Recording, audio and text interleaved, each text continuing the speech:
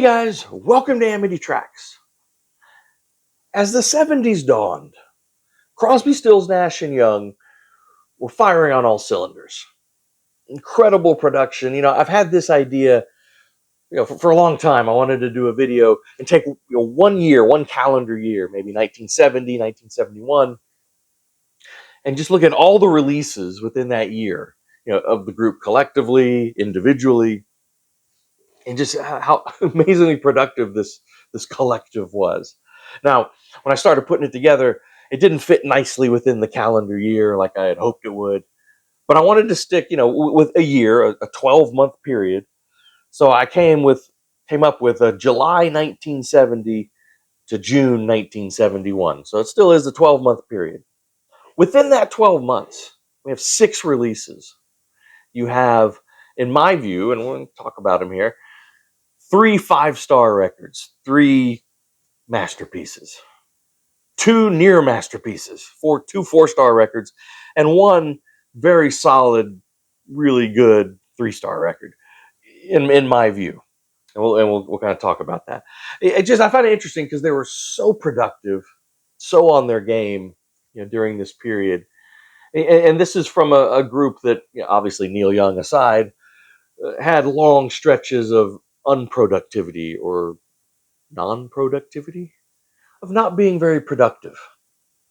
So, yeah, this is a kind of a remarkable little time span to talk about. Now, you guys probably are familiar with the background of this group. We haven't done a full-on Crosby, Stills, Nash, Young ranking video. We'll probably do that. We'll get into more of the details then, but little short version, right, is, this group came together from the ashes of these other bands, and David Crosby, of course, had been, well, different stories say he quit or he was booted, but it's probably booted from the Byrds.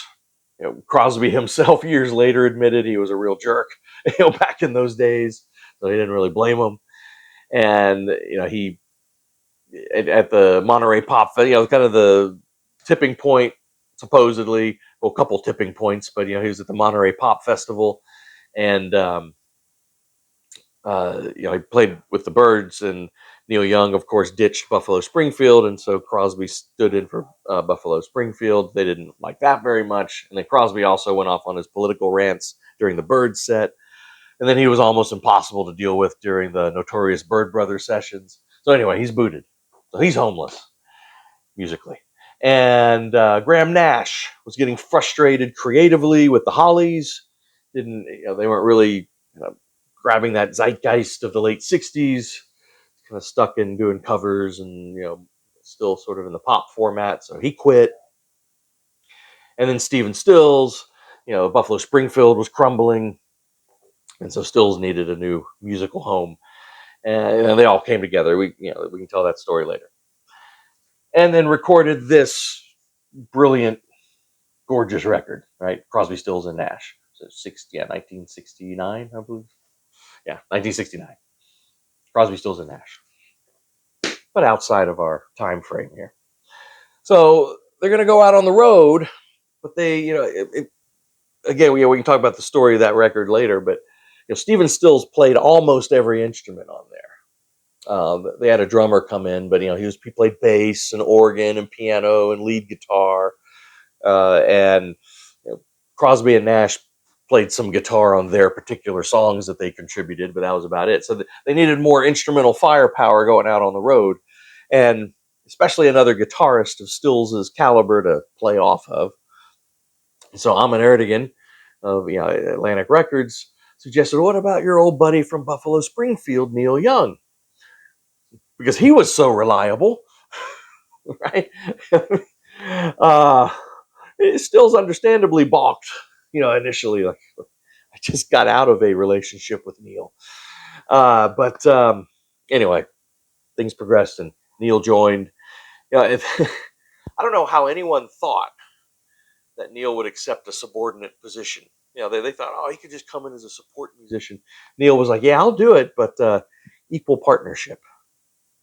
And so then, of course, Crosby, Stills, Nash, and Young Deja Vu, this other masterpiece, is released. Now, we're still outside of my time frame that we're looking at, but we're only a few months outside of the time frame.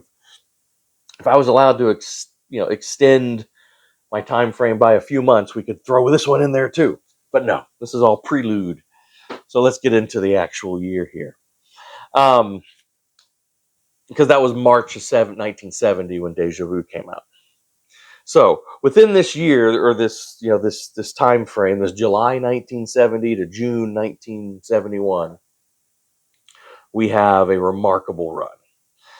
First out in September of 1970, Neil puts out, of course, his solo album, After the Gold Rush. Many people rank this as his number one record. You go watch our Neil Young rankings, you'll see where I put it. But it is up there. It is one of his greatest records. Of course, the title tracks on there: Only Love Can Break Your Heart, Southern Man, Don't Let It Bring You Down, a personal favorite of mine. It's a brilliant, brilliant record. We've talked about this record on this channel before. And, one of his peak records. So, Neil from the get-go is like, I'm still doing my own thing while also,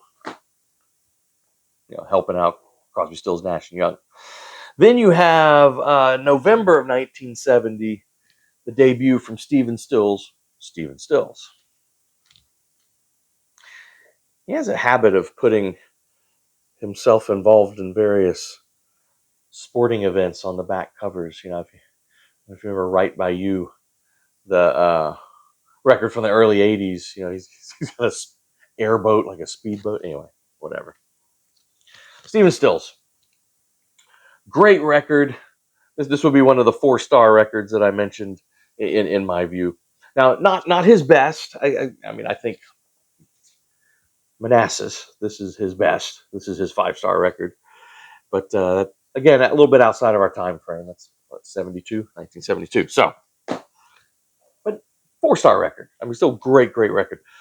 Notably, this is the only record that exists where Jimi Hendrix and Eric Clapton are both on the same record. Not on the same track, but on the same record. Jimi Hendrix plays on Old Time Good Times, and then Eric Clapton plays on the next song on Go Back Home. It's pretty impressive.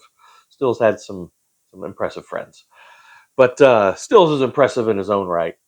Love the One You're With is on here. I mean, this whole record's really, really good. I love Sit Yourself Down. Black Queen, one of his great showpieces for his solo acoustic playing, his finger picking. We Are Not Helpless is gorgeous. I mean, this whole thing is pretty good. I don't know.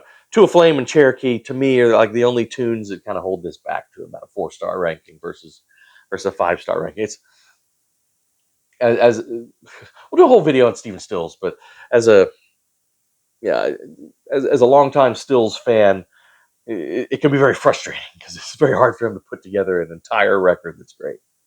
Even though on a lot of his records he has these peaks of brilliance, but got a lot of them here. All right. So then, February of 1971, the new year comes around. We have Crosby's turn with If I Could Only Remember My Name. Now, we have an entire deep dive video on this channel about this record. So I'm not going to spend a ton of time. If you're interested in this record, this is it's a dreamy, moody masterpiece, in my opinion. 5-star record. In my view, the best thing he's ever done, or he ever did. But, well, I mean, look at all the people involved. Crosby had a lot of friends too. Nash, of course. Let's see who else is on here. Mickey Hart, Neil Young, Phil Lesh, Paul Kantner, Jerry Garcia, Jack Cassidy, Michael Shreve, Bill Kreutzmann, Jorma Kaukonen, Grace Slick, Greg Raleigh, Joni Mitchell. I mean, it's a lot of friends. I guess it sounds like that's most of Jefferson Airplane and most of the Grateful Dead, and then some other people too. But go watch our video on this record. It's a brilliant record. All right, and so then April of 71, Crosby, Stills, Nash and Young puts out kind of a sort of a placeholder, a live album, 4-Way Street. But and I've talked about this record too. This this has a special place in my heart, especially, it's a double album. First record all acoustic, second record electric. For me, the magic is in the acoustic record. It's just, I love it because, honestly, if you listen to the acoustic record, very little of it is really all of them together. But I kind of like that. They're taking turns, and it really showcases the individual kind of musical characteristics, musical characters of each of these guys. They each kind of take their turn. And Crosby and Nash typically, kind of help sing on each other's songs and help each other out. But there's kind of a tour de force, Stills solo set and Neil Young solo set. Then they do come together. Excuse me, come together on a couple tracks. But it's just, ever since I was a kid, this record's always held a special place in my heart. I give this a 4 stars because I do think the electric record could have been a little bit better. It's not bad. There's some you know, there's some guitar fireworks, especially between Neil and Steven, but a little sloppy. I think it could have been better. But to me, the acoustic record is where it's at on that. And then finally, you got Graham Nash, who May of 1971 puts out his solo debut, Songs for Beginners. And 5-star record, by miles the best thing he ever did in his career. And kind of surprising, because some people think of Nash as sort of the least consequential of the 4. Yet if you look at their hits, like the actual hit singles, he was responsible for most of them. Crosby, Stills, and Nash. I mean, but this may be the best, in my opinion. This might be the best of all 4 of these solo records that we've talked about. About to talk about a 5th one, but better than that one too. Yeah. Personally, I even prefer this to After the Gold Rush, as brilliant as that is. I'll spoiler if you haven't watched our Neil Young videos. There are some records of his that I like better than After the Gold Rush. But this is a singer-songwriter tour de force, gorgeous masterpiece. I mean, Military Madness, Better Days, I Used to Be a King. I love that song. Simple Man is beautiful. Sleep Song. Then he gets into a little protest music with Chicago, We Can Change the World. I mean, it's just obviously I wasn't around when it came out. I only discovered it later, but I can only imagine, if you were around when this came out and bought it. I mean, this it's like, wow, Nash is going to be this amazing singer-songwriter force, from this. He never quite matched this. I mean, put out some nice music afterwards, but this is just, this, maybe in this whole video, if I point out something that maybe you haven't investigated or heard, I imagine it might be this. Do yourself a favor and go check this out. It is brilliant singer-songwriter record. In that genre, this would be in my top 10 of that genre. Or making a list of everybody in that genre. This is a brilliant record. All right, and then finally, I was able to, the calendar year, stretch it a little bit, to June of 71, and then boom, you get Stephen Stills' second record, creatively titled Stephen Stills 2, continuing his athletic theme here in some of his pictures. Here he is after allegedly climbing this. Actually, it's a gorgeous picture, but imagine it somewhere in Colorado. I don't know. Anyway, Stephen Stills 2. Now, this is the 3-star record. A very strong 3-star record. And the only reason it's 3-star record is, you go back to what I said about Stills' music before. And this record, maybe more than any other of his records, demonstrate my point that he has these peaks of just absolute greatness and then some crap, on the same record. And it just, and how good a Stills record is just depends on the proportional, distribution of the crap versus the peaks, So, but the great stuff on here, Change Partners, Nothing to Do But Today is really funky. I like that. Know You Got to Run. God, it was so awesome. The kind of Americana instrumentation in there. I think there's a banjo in there, and but it's just how it builds, kind of ominous. It's so good.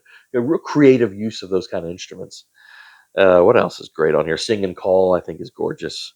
Word Game, another one of his solo acoustic, showcases is that one's fiery. That's great. Yeah, but then the other tracks on here are just okay to, at least to me, kind of bad.